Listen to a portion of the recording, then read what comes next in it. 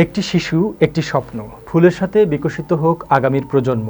এই উপপাদ্যকে সামনে রেখে টাঙ্গাইল জেলা প্রশাসকের উদ্যোগে মধুপুরে একযোগে ১১০টি সরকারি প্রাথমিক বিদ্যালয়ে বৃক্ষরোপণ কর্মসূচির উদ্বোধন করা হয়েছে। টাঙ্গাইল প্রতিনিধি বাবুল রানা আইটিভি বাংলাকে জানিয়েছেন, ২৫ জুন সকাল ১০টায় মধুপুর চারালজানি সরকারি প্রাথমিক বিদ্যালয়ে এই বৃক্ষরোপণ কর্মসূচির অনুষ্ঠানে উপজেলা প্রশাসক বলেন, একই সময়ে মধুপুরের সকল প্রাথমিক বিদ্যালয়ে বৃক্ষরোপণ কর্মসূচি পালন করা হচ্ছে। এমন চমৎকার ও প্রশংসনীয় উদ্যোগ নেওয়ার জন্য জেলা প্রশাসককে ধন্যবাদ জানাচ্ছি এবং পরবর্তীতে এই কার্যক্রমের সঠিক বাস্তবায়নের জন্য সকলকে আহ্বান জানাচ্ছি। এ সময় উপস্থিত ছিলেন উপজেলা সহকারী কমিশনার রিফাত আঞ্জুম পিয়া, উপজেলা প্রকল্প বাস্তবায়ন কর্মকর্তা রাজীব আল রানা, উপজেলা কৃষি অফিসার রাকিব আল রানা, শিক্ষা কর্মকর্তা Shafiqul Islam, academic supervisor Mohiuddin, SI Arif সহ উপজেলার বিভিন্ন দপ্তরের কর্মকর্তা ও সাংবাদিকগণ।